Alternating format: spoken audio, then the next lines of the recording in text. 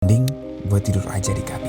Kebanyakan kru itu nggak malu ngaku kalau lagi nggak ada duit. Mereka cuma nggak ngerasa perlu ngubah apapun. Lo kalah. Tapi lo nggak coba ngerti kenapa. Tapi bisnis yang nggak bisa lo pantau dari dekat itu bukan aset. Itu harapan yang lagi berjalan sampai satu hari berhenti. Lo tahu nggak kenapa lo milih tidur?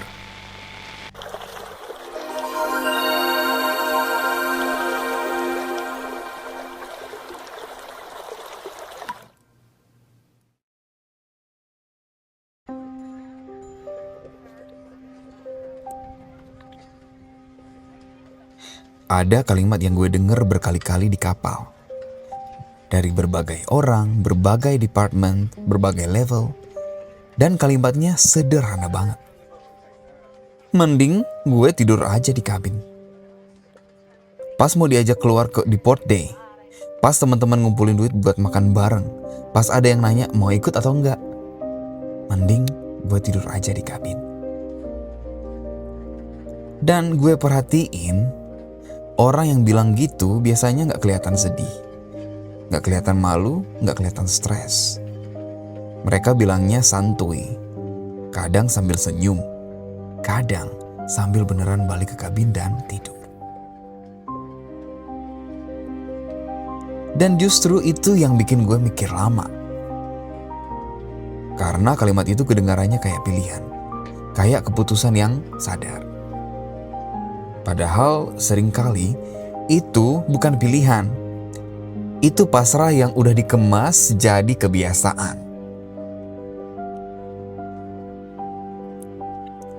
Di episode sebelumnya, kita udah ngaca soal tipe. FOMO Port Hunter, kirim semua ke rumah, YOLO gadget. Dan kalau lo udah nonton episode itu, mungkin lo ngerasa lo adalah salah satu tipe itu.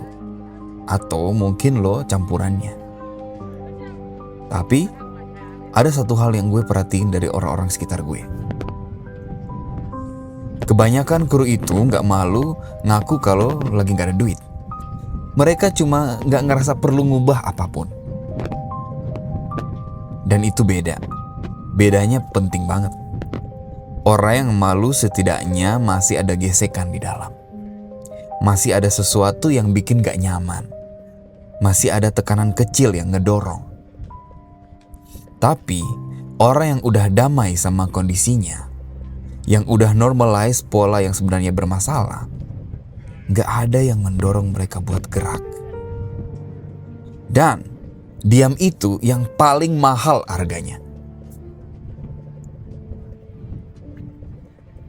Gue mau jelasin kenapa ini kejadian. Bukan buat nyalahin siapa-siapa, tapi biar lo ngerti polanya. 1. Sistem kapal ngajarin kita buat fokus ke depan, bukan ke dalam. Di kapal hidup lo terstruktur dari luar. Ada jadwal, ada shift, ada tugas. Lo gak perlu mutusin mau ngapain hari ini. Itu udah diputusin buat lo otomatis. Dan struktur itu ngebuat lo jadi nyaman. Tapi dia punya efek samping yang jarang disadari. Lo jadi terbiasa bereaksi, tapi gak terbiasa merencanakan. Makan ada jadwal, kerja ada jadwalnya, istirahat juga terjadwal. Tapi duit lo, gak ada yang buatin jadwalnya. Dan kalau lo gak bikin sendiri, duit itu bakal jalan sendiri juga. Biasanya keluar dari rekening atau kantong lo. 2. Kontrak berikutnya jadi jaring pengaman yang terlalu nyaman.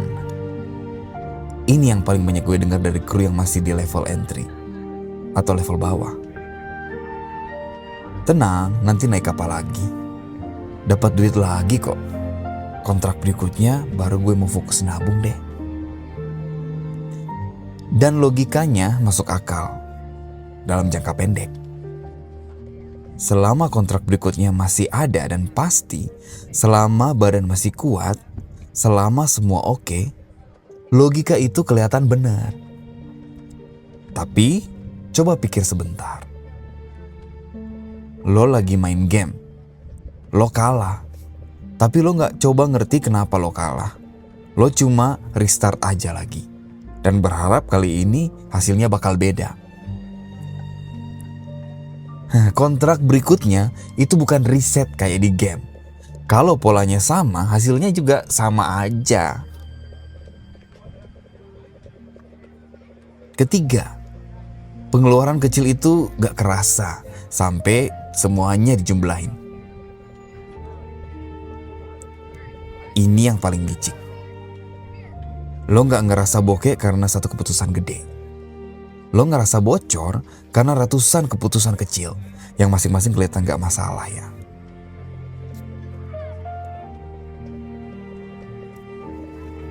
Beli minum di kru bar, dikit.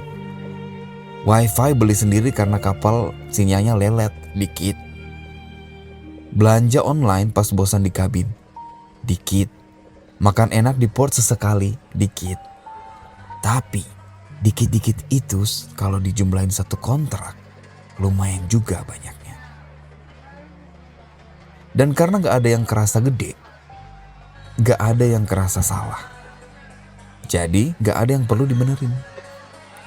Padahal justru yang gak kerasa itu yang paling susah dihentiin.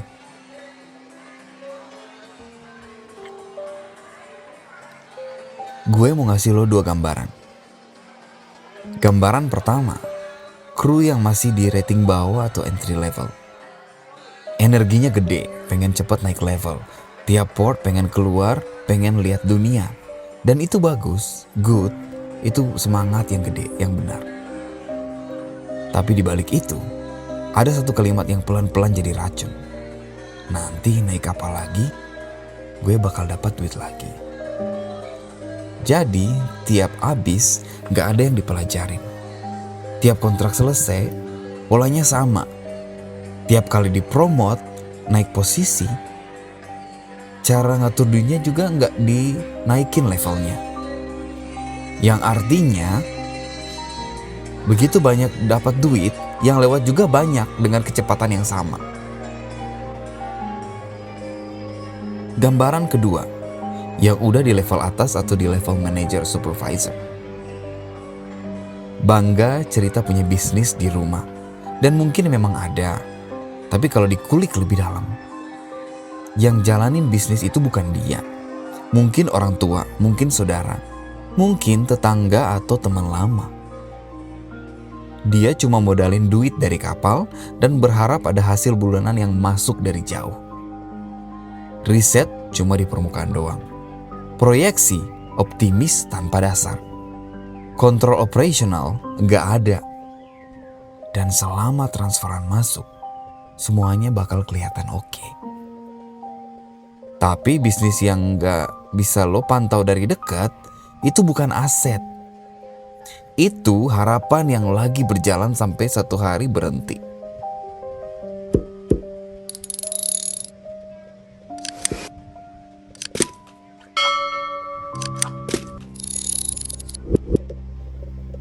Dua gambar ini beda konteks, tapi satu tema yang sama. Mereka tahu kondisinya, tapi nggak ngerasa perlu ngubah apapun sekarang. Gue nggak mau kasih lo motivasi di sini. Motivasi itu mudah didapat.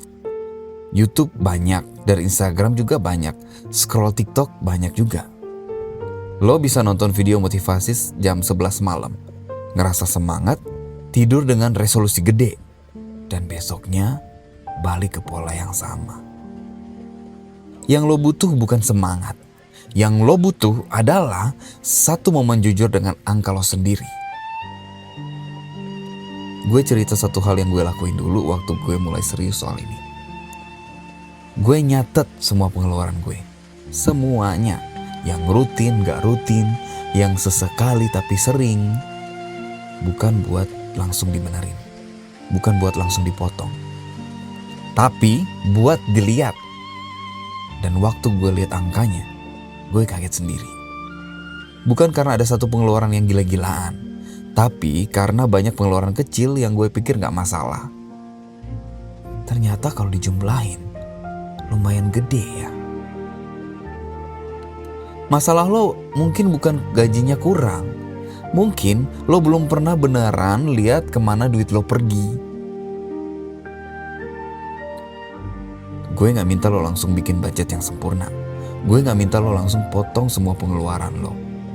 Gue gak minta lo langsung berubah total di kontrak ini. Gue cuma minta satu hal.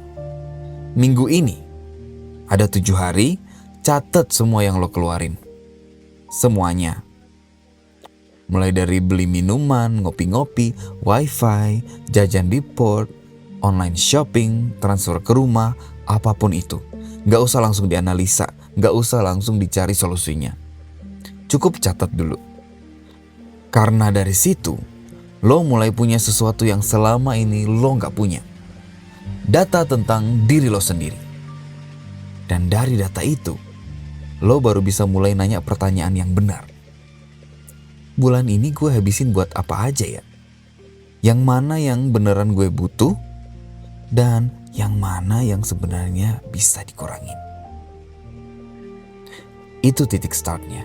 Bukan target gede, bukan resolusi kontrak baru. Cuma 7 hari, cuma catat, dan cuma jujur. Gue balik lagi ke kalimat tadi. Mending gue tidur aja di kabin. Itu bukan kalimat yang salah. Kadang istirahat memang yang paling dibutuhin. Tapi ada versi dari kalimat itu yang beda. Yang bilang mending tidur karena memang butuh istirahat, itu sehat. Yang bilang mending tidur karena gak mau ngadapin bahwa saldo lo mulai tipis, itu beda cerita. Dan bedanya ada di satu hal. Lo tahu gak kenapa lo milih tidur? Karena perubahan itu gak dimulai dari semangat yang tiba-tiba. Dia dimulai dari satu momen kecil di mana lo berhenti bentar dan nanya ke diri sendiri dengan jujur. Selama ini, duit gue pergi kemana aja ya? Kalau lo belum pernah beneran nanya itu, mungkin itu yang perlu lo lakuin dulu. Sebelum lo cari strategi, sebelum lo cari sistem, dan sebelum apapun. Lihat dulu, jujur dulu. Sisanya bisa dibenerin pelan-pelan. Di episode berikutnya, kita masuk ke sesuatu yang lebih spesifik. Banyak kru ngerasa aman karena gaji mereka dolar. Angkanya gede, dikonversi ke rupiah kerasa gede. Tapi, itu bisa jadi ilusi yang paling mahal. Karena gaji dolar itu bukan jaminan. Dia bisa jadi pelampung. Atau tirai yang nutupin lubang yang sebenarnya makin lama makin gede. Well, see you on next episode.